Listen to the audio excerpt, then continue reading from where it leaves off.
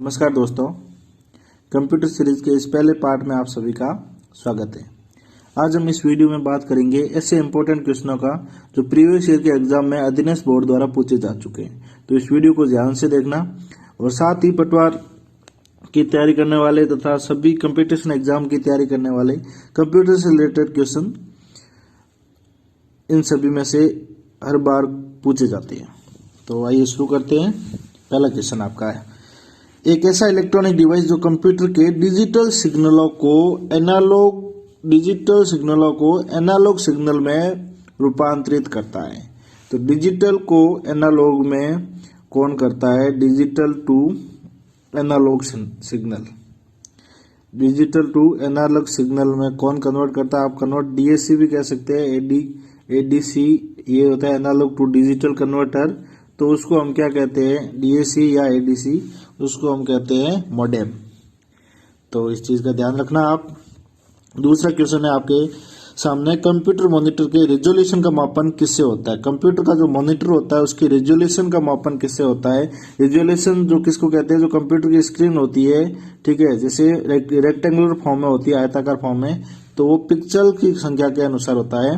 किससे होता है? पिक्सेल्स की संख्या से, ठीक है। और कुछ लोग ये बताते हैं कि डॉट्स की संख्या है, तो आपको बता दूं प्रति इंच डॉट्स की संख्या ये प्रिंटर का रेजोल्यूशन मापने में काम आता है।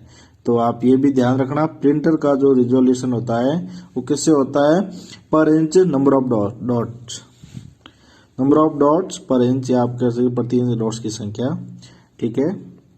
नेक्स्ट है, HTML पेजों को स्थानांतरित करने के लिए वेब सर्वर और वेब ब्राउजर के बीच, मतलब सर्वर और ब्राउजर के बीच जो उपयोग में लिया जाने वाला प्रोटोकॉल कौन सा है? तो उसका आपको सीधा सा देखो, HTML, मतलब आपको वेब के लिए पूछ रहा है। तो जब आप इंटरनेट ब्राउजर खोलते हो, तो आप किसी भी साइट को खोलते हो तो HTTP लिखा होता है, किसी में HTTPS लिखा होता है। तो उसका आप सीधा सा आंसर तो यही होगा।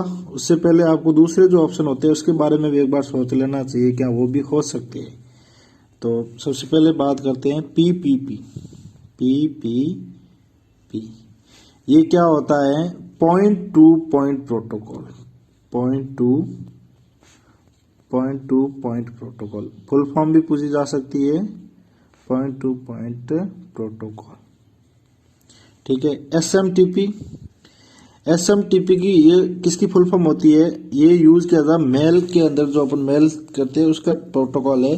तो इसका एस का मतलब सिंपल मेल ट्रांसफर प्रोटोकॉल। इसकी फुल फॉर्म क्या होगी? Simple mail transfer protocol. क्या होगी? Simple mail transfer protocol. SMTP की फुल फॉर्म होगी सिंपल मेल ट्रांसफर प्रोटोकॉल, ठीक है। नेक्स्ट जो आपका है एफटीपी की आपको पता ही है, फाइल ट्रांसफर प्रोटोकॉल होता है। ये क्वेश्चन कई बार पूछा भी जा चुका है। एफटीपी की full form file transfer protocol. File transfer protocol क्या होगा? File transfer protocol. और HTTP की आपको सबको पता है, HTTP क्या होती है? अगर नहीं पता है तो देख लो, हाइपर टेक्स्ट ट्रांसफर प्रोटोकॉल। क्या होती है? हाइपर, मैंने आपको इसकी तो जानकारी होनी चाहिए, हाइपर टेक्स्ट ट्रांसफर प्रोटोकॉल। तो जो भी क्वेश्चन होगा उसके चारों आंसरों के बारे में, जो ऑप्शन होते हैं उसके बारे में आपको पता होना जरूरी है, ताकि आपके गलत होने में 1% भी चांस नहीं रहे। नेक्स्ट है, ऑडियो सिग्नल आउटपुट करने के लिए इनमें से किस पोर्ट का उपयोग किया जाता है? ऑडियो सिग्नल को आउटपुट देने के लिए, ठीक है। तो ये PS2 है, ये एक पोर्ट ही है, बट ये क्या है? इनपुट देने के लिए। इनपुट मीन्स माउस और कीबोर्ड जो अपन लगाते हैं ना, वो उसमें ये PS2 काम में आता है। कीबोर्ड, लैन एक अलग नेटवर्क है, लोकल एरिया नेटवर्क है, ये किसी अलग की फॉर्म है, तो ये तो है ही नहीं, लोकल एरिया नेटवर्क होता है। और DB5 ये एक कनेक्टर है, इलेक्ट्रिकल कनेक्टर है। क्या है? एक मतलब अपन कह सकते हैं इलेक्ट्रिकल कनेक्शन जिससे देते हैं। कहाँ काम आता है इसको मैं थोड़ा सा डिटेल में बता दूं।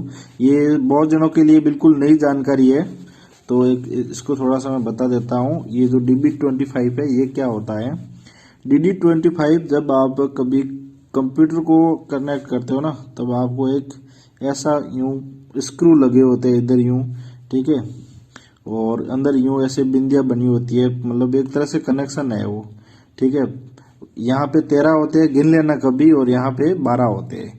ऊपर वाले में 13 और नीचे वाले में 12। एक डी शेप का ये आकृति होती है और इधर स्क्रू लगे होते हैं। जो अपन CPU और कंप्यूटर को जब आप कनेक्ट करते हैं ना, तो इनको अपन यूं घुमा के बीटते हैं, बंद करते हैं।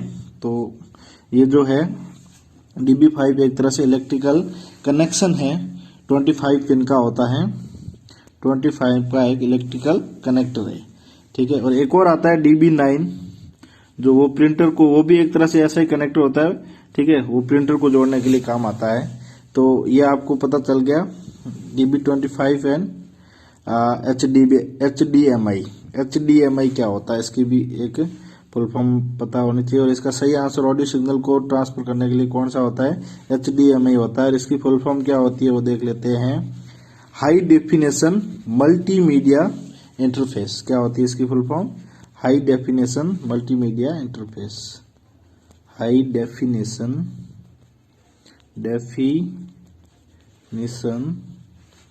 मल्टीमीडिया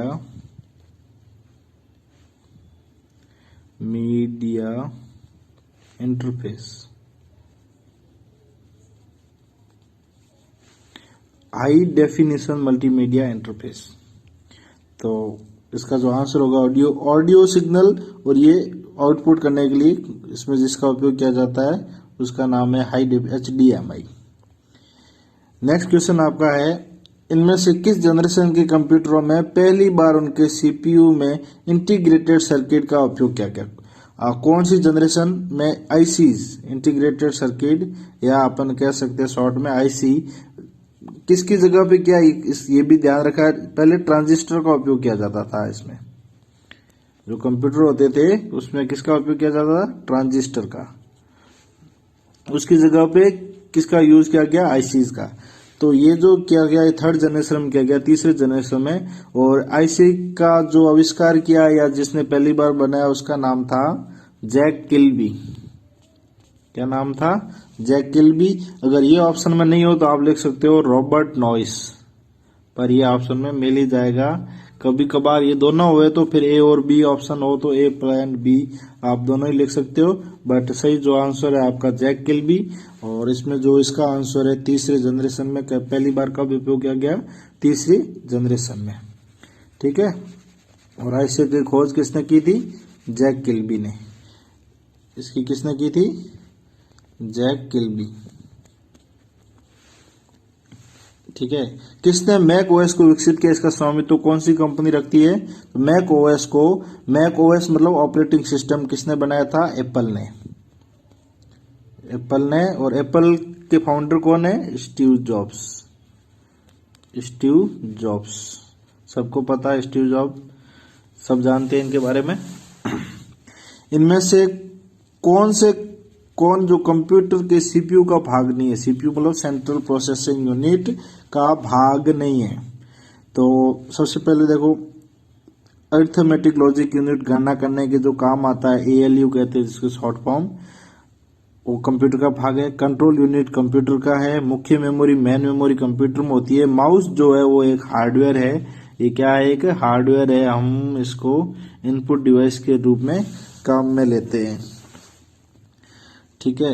निम्नलिखित में से कौन सा विकल्प ऑपरेटिंग सिस्टम का एकमात्र कार्य फंक्शन है? मैनेजमेंट करने का होता है। सिस्टम का मैनेजमेंट, संसाधन प्रबंधन, सिस्टम संसाधन प्रबंधन। इसका तो सही आंसर होगा सिस्टम संसाधन प्रबंधन। नेक्स्ट क्वेश्चन आपका है, इनमें से कौन कंप्यूटर हार्डवेयर के रूप में वर्गीकृत करनी है? हार्डवेयर मतलब हम जो जिससे बाहर से यूज लेते हैं, हम लगा सकते हैं, ठीक है। तो माउस हार्डवेयर है, मॉनिटर एक हार्डवेयर है, हार्ड डिस्क भी हार्डवेयर है, DBMS एक सॉफ्टवेयर है। DBMS क्या है? सॉफ्टवेयर है। इसकी फुल फॉर्म भी आपको सबको बता दूं, इसकी फुल फॉर्म होती है database management management system, database management system. DBMS की फुल फॉर्म क्या होती है? Database management system. ठीक है। नेक्स्ट जो है आपका ऑपरेटिंग सिस्टम, इनमें से क्या होता है? ऑपरेटिंग सिस्टम इनमें से क्या है? तो ऑपरेटिंग सिस्टम एक सिस्टम सॉफ्टवेयर होता है, बाकी सब एक एप्लीकेशन सॉफ्टवेयर नहीं हो सकता, यूटिलिटी और ईआरपी सॉफ्टवेयर नहीं हो सकता है। क्या हो सकता है? ये सिस्टम सॉफ्टवेयर है। इनमें से एक अस्थिर मेमोरी कौन सी है? तो अस्थिर मेमोरी इनमें से है वॉलेटाइल मेमोरी। अगर कोई चीज हिंदी में नहीं समझ में आए तो आप इंग्लिश के सामने दे सकते हो। वॉलेटाइल मेमोरी कौन सी है? तो रैम है। मतलब आपके जो फोन में वगैरह 4GB 6GB 8GB, जिससे प्रोसेसर अच्छा चलता है फोन का या कंप्यूटर का, जिसकी भी रैम ज्यादा होगी उसका प्रोसेसर अच्छा होता है, तो उसका उसे अस्थिर मेमोरी कहते हैं। और इसकी फुल फॉर्म होती है random access memory. Access memory. Okay. तो बाकी जो ऑप्शन है उसकी भी फुल फॉर्म देख लेते हैं। रैंडम एक्सेस मेमोरी इसकी रैम की होती है, और रोम की होती है रीड ओनली मेमोरी। ओके, ये भी ध्यान रखना। और ईपी रोम की होती है इरेजेबल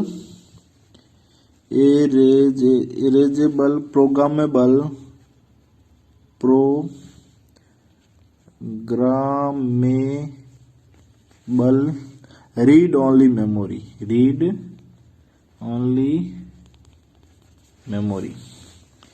और हार्ड डिस्क, आपको पता ही है हार्ड डिस्क एसएसडी की फुल फॉर्म होती है कि हार्ड डिस्क की है जो न्यू कंप्यूटर आ रहे हैं उसमें आती है सॉलिड स्टेट ड्राइव। इसका नाम है सॉलिड स्टेट ड्राइव। एसएसडी की फुल फॉर्म क्या होती है? Solid state drive. Okay, solid state drive. Next है जो आपका क्वेश्चन है, एमएस वर्ड में चयनित सामग्री की कॉपी करने के लिए किस शॉर्ट की का उपयोग किया जाता है? शॉर्टकट कुंजी या शॉर्ट की का, तो कॉपी करने के लिए Ctrl+C का उपयोग किया जाता है। किसका किया जाता है? Ctrl+C का उपयोग किया जाता है एमएस वर्ड में क्लिपबोर्ड में चयनित सामग्री को।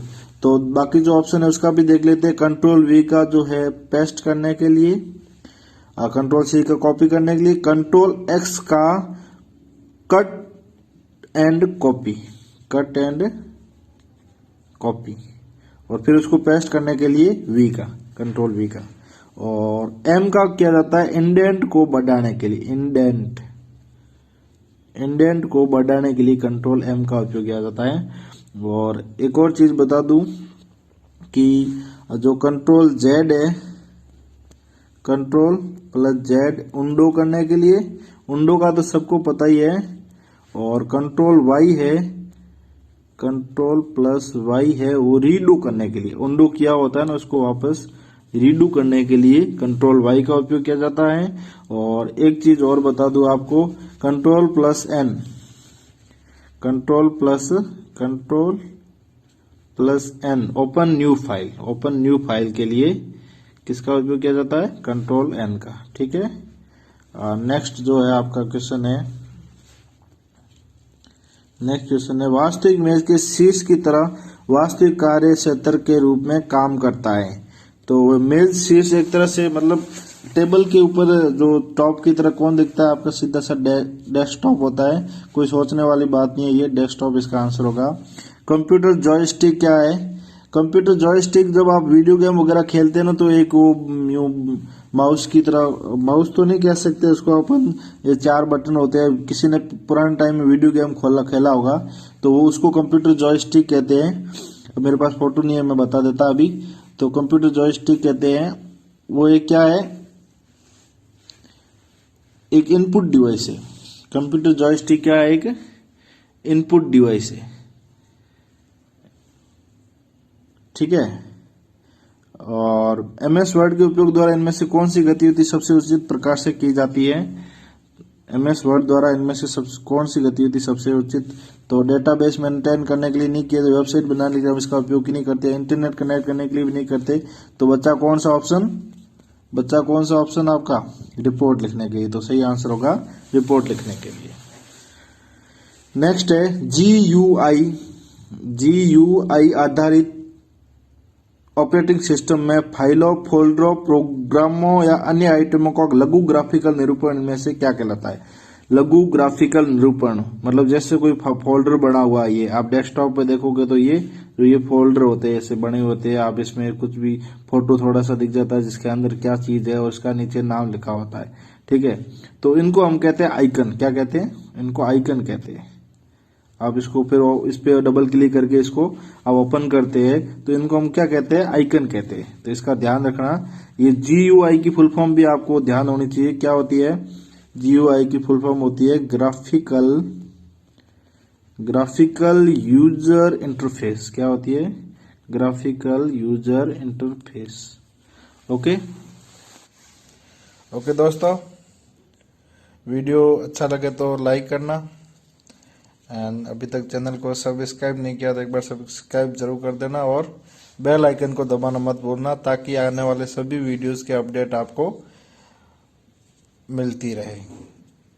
Okay, thank you, thanks for watching my video.